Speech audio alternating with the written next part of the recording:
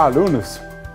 Já aprendemos que a matéria exibe um comportamento dual e que a radiação também, dualidade onda-partícula.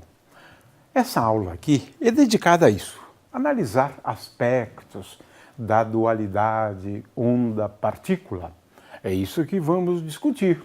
Algumas consequências da dualidade onda-partícula. De forma que o objetivo da aula é exatamente esse, discutir, né? O que precisa mudar, né, quando nós temos esse aspecto dual, né? Ondas ou partículas? Na verdade, as duas naturezas, né? Essa é a resposta, né? No entanto, surge agora a primeira questão, né? Como levar em conta esse aspecto dual, onda-partícula? Agora estamos falando das teorias quânticas, que foram as teorias que foram desenvolvidas para descrever a dualidade onda-partícula. Ora, na realidade, nós devemos separar, né, a descrição da dualidade onda-partícula envolvendo a radiação, né, fótons, a teoria quântica, que melhor descreve realmente essa dualidade, é a teoria quântica de campos, a eletrodinâmica quântica. Para a matéria, nós temos duas opções, né? Ou quem sabe até três, né? Mas de qualquer maneira é assim. O fato é que nós tivemos que desenvolver novas teorias. E nessas novas teorias, nós lançamos mão de conceitos que até que se pode dizer que existem, né, na teoria clássica, mas eles são certamente novos, né, na descrição dos fenômenos, né? Em primeiro lugar, o conceito de operadores, que desempenham um papel central em todas as teorias quânticas, né? Quer seja ela não relativística ou relativística. Também lançamos mão de regras, agora de quantização.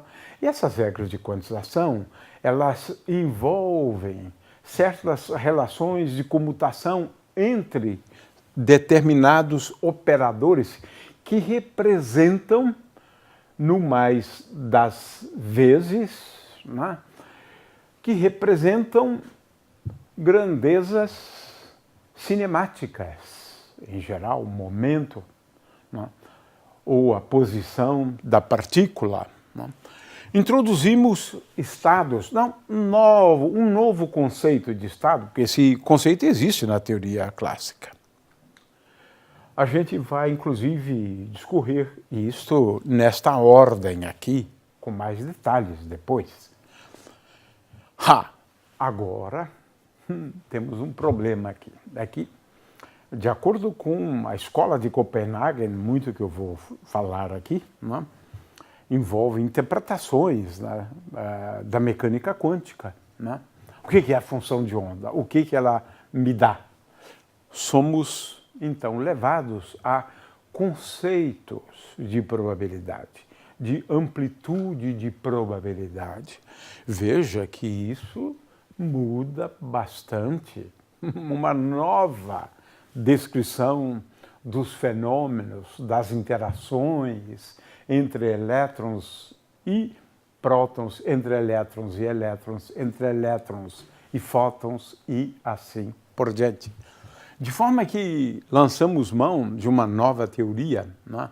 E nessa interpretação probabilística, não faz sentido dizer a partícula está aqui, a trajetória dela é essa. Não, acaba esse conceito de trajetória, né, na teoria quântica, claro. Né? Ao invés da gente dizer que a partícula vai daqui até ali, não, isso não existe na teoria quântica. Agora, o que a gente sabe, né, é dizer que a partícula tem uma probabilidade grande de se encontrar ou de ser encontrada nessa região nessa região, né? Que são regiões denominadas de orbitais. Agora estamos falando de probabilidade de encontrar a partícula numa certa região do espaço, não a partícula ao longo de uma trajetória. Isso não existe. Então, estamos aqui percebendo mudanças realmente profundas, né? Vamos falar agora do princípio da complementaridade. É um princípio enunciado por Niels Bohr, né, que, como vamos discutir agora, é uma figura central do ponto de vista da interpretação, né, da mecânica quântica e a sua escola de Copenhague, um grupo de cientistas, né, que trabalhavam com ele ou que ele orientava também, não é? Muito bem. O problema é que tanto o elétron, né? Temos aqui o elétron, o elétron ele se comporta como partículas, portanto ele colide, por exemplo, né, com fótons, isso no caso do efeito Compton, por exemplo, né? E o elétron também exibe esse caráter ondulatório, onde a gente já discutiu isso, né? Ele exibe, um feixe de elétrons exibe esse fenômeno da difração. Agora, a questão aqui é se esses aspectos, né, eles são complementares, né, ou se eles são antagônicos, né? Aqui tenho uma frase de Einstein, né? Mas afinal, o que realmente é a luz? Seria uma onda ou um chuveiro de fótons? A pergunta de Einstein, ele, né? Parece não existir semelhança suficiente para que se possa formar uma descrição dos fenômenos da luz através da escolha de apenas uma das linguagens. Você tem que usar as duas. Esse é o aspecto que Einstein chama atenção.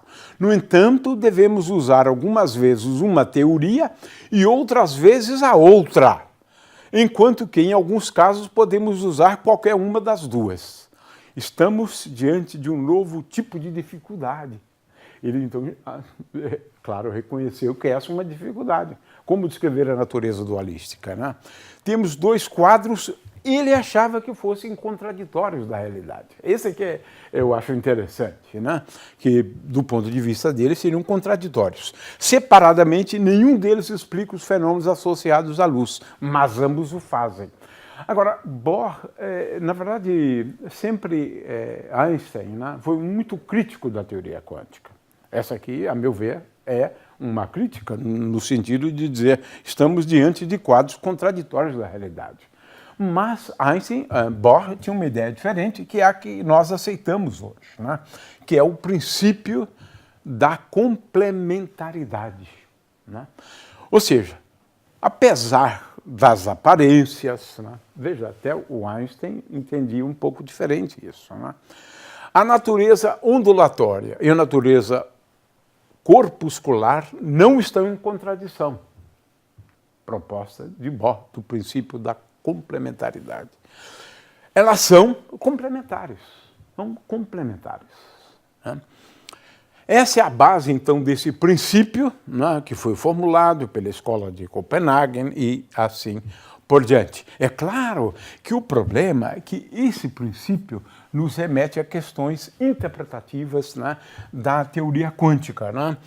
Então, o princípio da complementaridade, de acordo com um grande cientista, John Wheeler, é o conceito científico mais revolucionário desse século, né? É o cerne desses 50 anos de procura a respeito do significado da teoria quântica. Nessa visão, né, nós temos a seguinte situação: em algumas experiências, a natureza ondulatória se revela. Em outras experiências, né, a natureza corpuscular se revela. Isso tanto vale para a luz, né, quanto também vale para a matéria. Então, hoje entendemos, né, que nós temos essas duas naturezas como sendo complementares. Às vezes, uma delas surge com mais força do que a outra. Agora, também queremos chamar a atenção o seguinte, não é para todos os fenômenos que nós precisamos da teoria quântica. Continuamos descrevendo bem a queda de um objeto. Não precisamos da teoria quântica para eles. Então, nós dividimos hoje os fenômenos, né, em fenômenos clássicos, como sendo aqueles fenômenos descritos pela física conhecida até o ano de 1900. Né? E também de fenômenos quânticos, puramente quânticos. Ou seja, para esses fenômenos, sem a mecânica quântica, esquece, você não vai entender. Né? Temos vários, olha aqui, esse é um deles, né? Que é o comportamento dos ímãs, o magnetismo, de uma maneira geral, é um fenômeno estritamente quântico, puramente quântico. A estabilidade do átomo é quântico, você não consegue entender à luz da teoria quântica. Né? A impenetrabilidade da matéria, né? O fato de eu não conseguir colocar essa mão atravessando a mesa, os átomos se repelirem, né? É um fenômeno quântico, né? Porquanto é baseado no princípio da exclusão para partículas dotadas de spin. A tabela periódica, né? Nós sabemos hoje que aquele comportamento em termos de períodos da tabela periódica, você não consegue explicar. Ou seja, você não consegue entender os átomos, na verdade, né? A estrutura quântica dos átomos, né? A natureza discreta de grandezas físicas, como energia. Né? Isso aqui é um fenômeno puramente quântico. E a limitação nas medidas que a gente pode realizar são alguns fenômenos quânticos, né? Que têm a ver com a natureza quântica. Podemos, então, dividir, né, fenômenos em fenômenos clássicos e fenômenos quânticos. Né? Agora vamos para o calcanhar de Aquiles da teoria quântica. Porque se trata do problema da medida. E a escola de Copenhague dá uma interpretação para medida na teoria quântica. Né?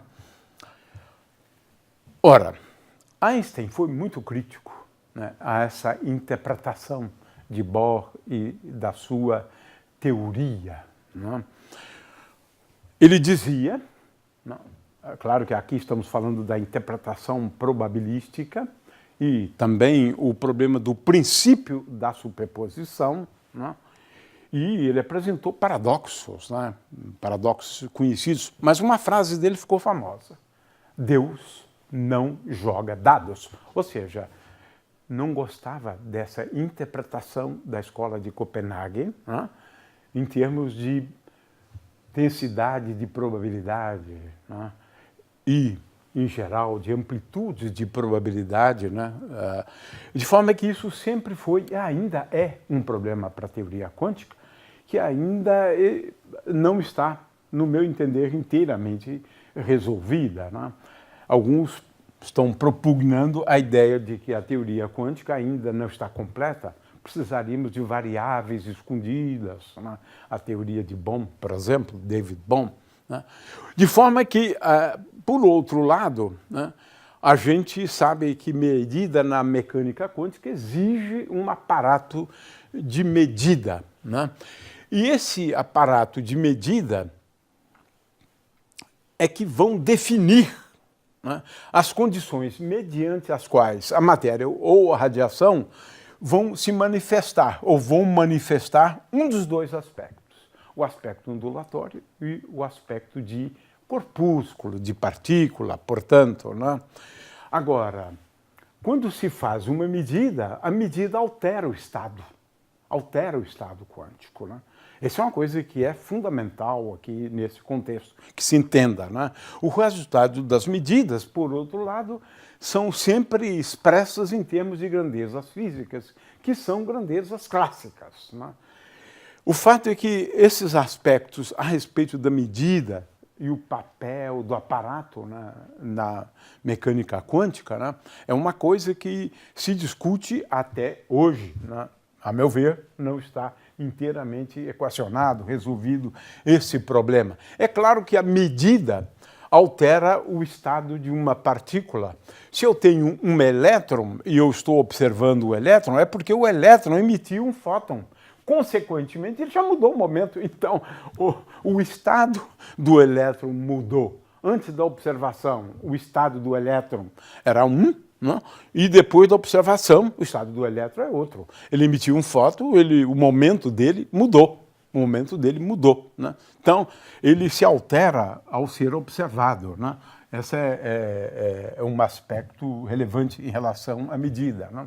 Mas existem outras coisas bastante questionáveis, né? Complicadas, né? É que, na teoria quântica, um elétron pode estar em dois lugares ao mesmo tempo, porque nós falamos sempre de probabilidade de estar aqui e probabilidade de estar ali. Ele pode, em princípio, então, estar em dois lugares ao mesmo tempo, né? Agora, depois da medida, não, ele está certamente num lugar, né? E a gente diz que o processo de medida leva à redução, né, do estado, né? A gente prefere a redução do pacote de onda, ou da função de onda, melhor, né? Da redução da função de onda, né? É melhor ainda, né? É assim que é a interpretação do processo de medida do ponto de vista da Escola de Copenhague, e é claro que temos aqui muitas situações, né, que podem ser questionadas, né? Um paradoxo famoso, o paradoxo de Einstein, Podolsky, Rosen, né?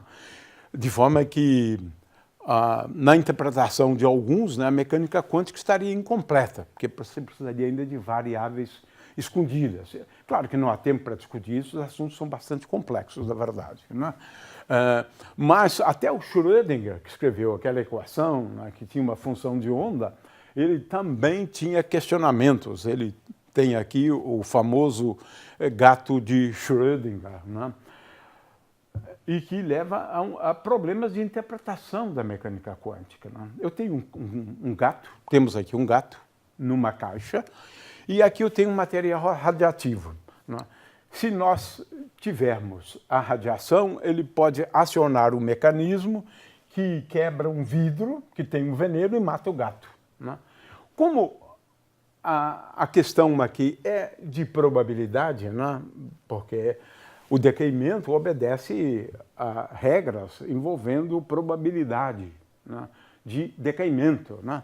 Então, se chega a uma situação curiosíssima, que do ponto de vista da mecânica quântica, o estado, né, descrevendo o gato naquela caixa, né, ele é uma superposição de estados, de um estado vivo e um estado morto. O gato vivo ou o gato morto.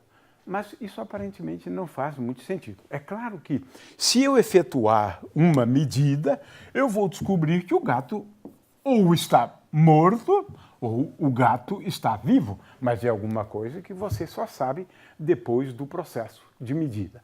Então, temos aí alguns, ou seja, essa sobreposição de vivo e morto não é uma boa descrição da realidade, né?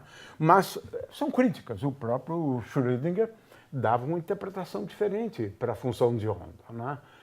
Como sendo a densidade de cargas e assim por diante. Mas isso é uma questão que fica para depois.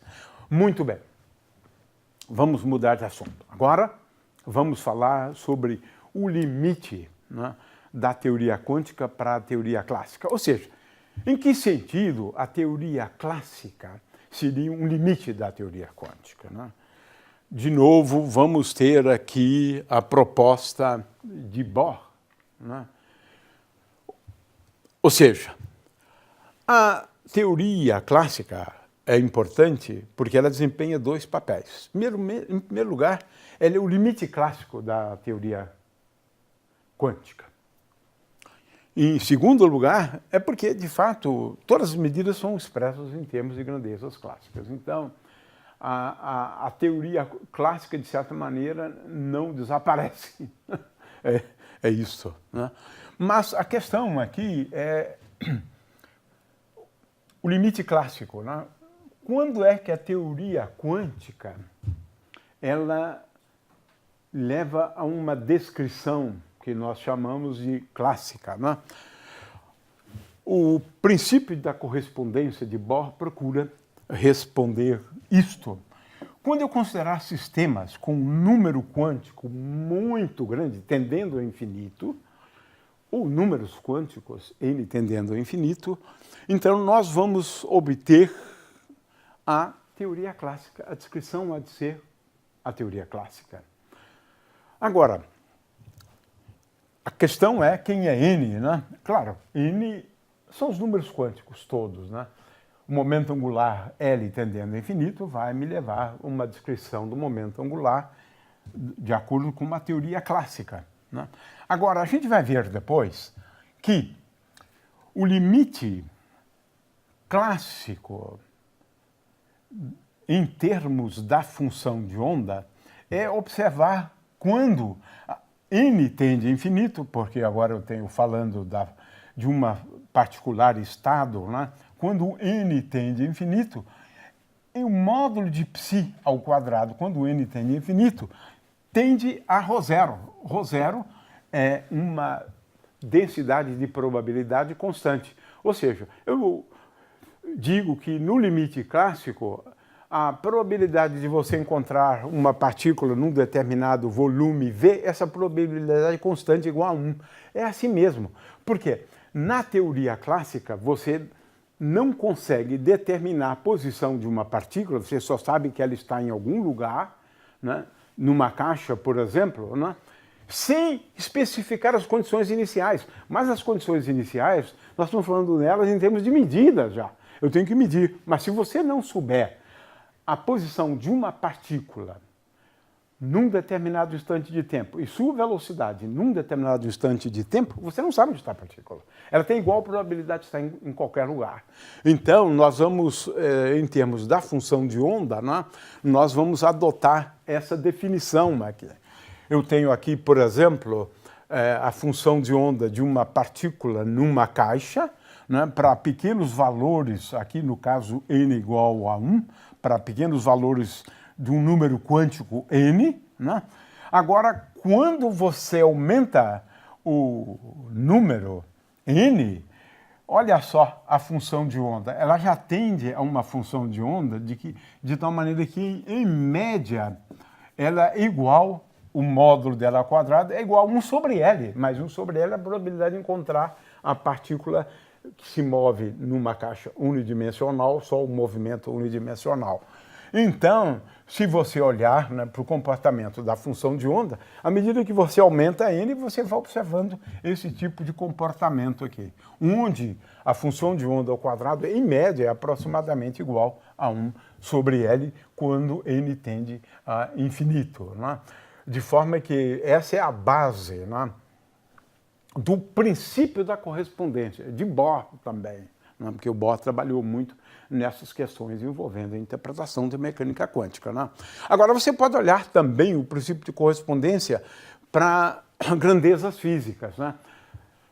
Ou seja, pega uma grandeza física que é quantizada e agora toma o número n tendendo a infinito, você vai ver que essa grandeza física, basicamente, vai tender a valores que você agora pode considerar como sendo contínuos, né? Então, Pn, quando n tende a infinito, tende a P, e a n, quando n tende a infinito, tende a n. A E. A gente vai analisar alguns casos, mas, de qualquer maneira, esse é o princípio da correspondência, que estabelece que, para números quânticos grandes, né, a teoria clássica tende, a teoria quântica tende à teoria clássica, né? Esse é um princípio importante. Se eu tenho um campo eletromagnético, eu posso descrever o campo eletromagnético da maneira como eu faço, utilizando as equações de Maxwell. Agora, o campo é um campo clássico, né? Sempre que o número de fótons tende a infinito, cresce indefinidamente, né? De forma que o campo clássico é o limite do campo quântico, quando numa determinada região do espaço nós temos um número de fótons muito grande. E aí, então, temos a descrição clássica. Na teoria clássica, temos grandezas que são grandezas discretas.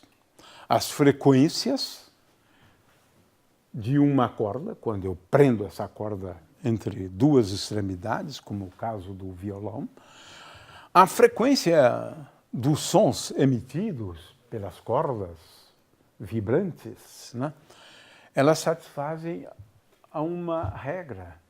F é igual a N vezes F1, onde F1 é a frequência do som fundamental. Então, os sons são, de certa maneira, grandezas que são discretas na teoria clássica. Ou seja, essa ideia de grandezas discretas não é nova, já surge na teoria clássica, né? Muito bem.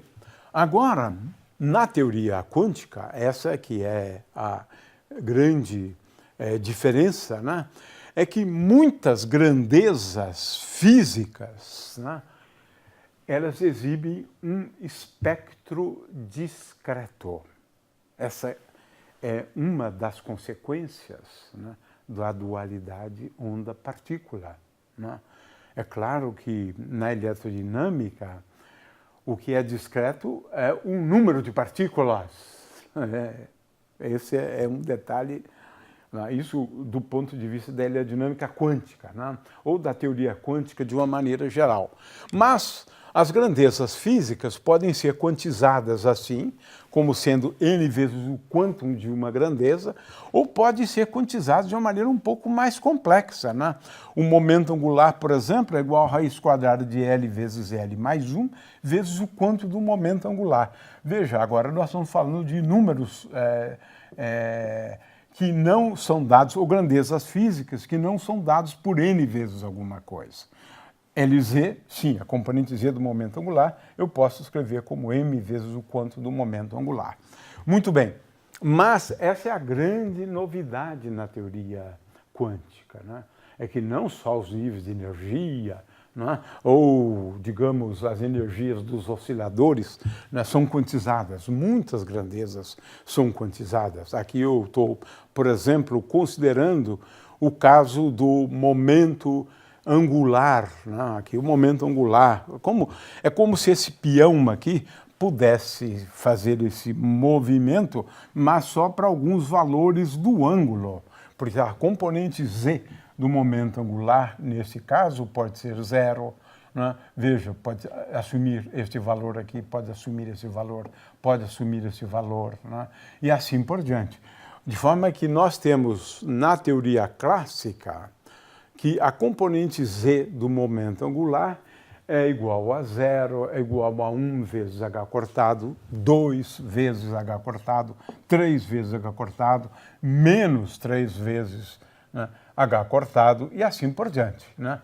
Muito bem. Então, essa é uma novidade na teoria quântica, né? A existência de grandezas discretas. Agora eu quero chamar a atenção para uma coisa, números quânticos, né? Números quânticos. Números quânticos é uma forma de você associar um número inteiro, associa um número inteiro, né, ao valor de uma grandeza física, porque grandezas discretas elas podem ser colocadas em correspondência com um conjunto de números inteiros. É isto, né? Esse conjunto de números inteiros, então, nós damos o nome de números quânticos. Para energia, por exemplo, para n igual a 1 seria esse estado, n igual a 2 seria esse estado, n igual a 3 seria esse. Então, é uma forma de nos referirmos ao estado, né, por meio de números quânticos, L, M, S e assim por diante, né? Aqui temos o espectro quantizado para o átomo, onde a gente associa, então, um número quântico a esse estado. Um número quântico n igual a 2 para esse, 3 para esse, 4 para esse, e assim por diante, né? Então, a ideia de número quântico é porque as grandezas discretas elas têm os valores tais que eu posso colocar esses valores em correspondência com o conjunto de números inteiros, né? É esse o aspecto que a gente está chamando a atenção aqui, né? Então, nós temos, por outro lado, uma grande novidade agora, né? Isso é absolutamente fantástico. É que na teoria quântica surgem grandezas físicas sem um correspondente clássico, puramente quânticos. O spin é um exemplo, né? E a gente vai depois discutir o spin, né, de uma partícula, né? E claro que aqui eu estou falando de partículas de spin meio, né, cuja componente Z só pode assumir 2 valores, mais ou menos acortado sobre 2, né? E é claro que também podemos associar um momento de dipolo magnético a essas grandezas. Então surge um momento de dipolo magnético como sendo uma grandeza quantizada. Muito bom. O fato é que o elétron, por exemplo, ele pode ser visto como uma carga elétrica e um imãzinho com um momento de dipolo magnético, né? Isso muda bastante. São grandezas físicas puramente quânticas sem um correspondente clássico, né? Também na teoria quântica, as partículas passam a ser distinguíveis em algumas e outras indistinguíveis. Então você tem uma divisão de partículas em 2 tipos. Partículas bosônicas, né, que são partículas indistinguíveis, digamos, algo como partículas que têm a mesma cor. Não é bem assim, mas para ilustrar, né?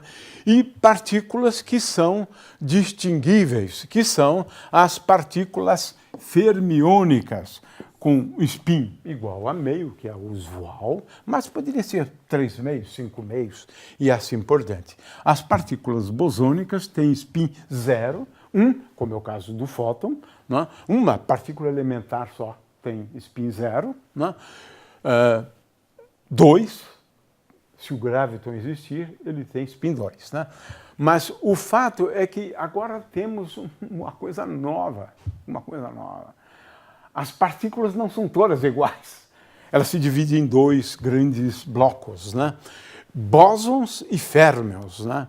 Essa aqui é uma partícula de spin 1, aquela ali é uma partícula de spin meio, né? Essa primeira aqui, né? Tem spin 1 e spin meio. Mas esses 2 conjuntos de partículas são diferentes, né? E a gente tem que tratar essas partículas de uma forma diferente também. Eu quantizo bósons de um jeito diferente que eu quantizo férmions, né? Então veja que a teoria quântica estabelece uma distinção bastante importante, né, em relação às partículas serem bosônicas e fermiônicas, com consequências incríveis. Por exemplo, eu posso colocar um número muito grande de bósons num estado só. Essa é a base da condensação de Bose e Einstein. Mas eu não posso fazer isso com férmions, não. Não posso colocá-los todos, não. Eles são distribuídos em certos níveis de energia, em certos estados, portanto, né? O estado ele é tal que os férmions têm que ser distribuídos ao longo de diferentes níveis, né? Só os bósons exibem essa capacidade. Muito bem. As incertezas, né, nas medidas, né, é o resultado da dualidade onda-partícula. Aliás, Bohr chamou a atenção de Heisenberg para o fato de que as incertezas, as suas famosas relações de incerteza, que a gente vai discutir depois com calma, né? Elas poderiam ser derivadas do princípio da complementaridade, né? De forma que essas incertezas nas medidas de grandezas físicas, em geral, você estabelece de uma maneira fácil uma relação entre incertezas envolvendo medidas de uma variável e da variável canonicamente conjugadas a elas, né? Aqui eu tenho o caso, por exemplo, da incerteza na medida da posição de uma partícula e a incerteza na medida do momento, do componente x, né, do momento, né? E é dado por essa regra que ΔX, ΔP é maior ou igual. Ou seja, se eu medir uma grandeza com muita certeza, a outra com certeza não vou conseguir fazê-lo com esta certeza, né? O fato é que isso a gente vai discutir depois, né? Mas é também um dos fundamentos, um dos aspectos, é uma das consequências, né, da teoria quântica.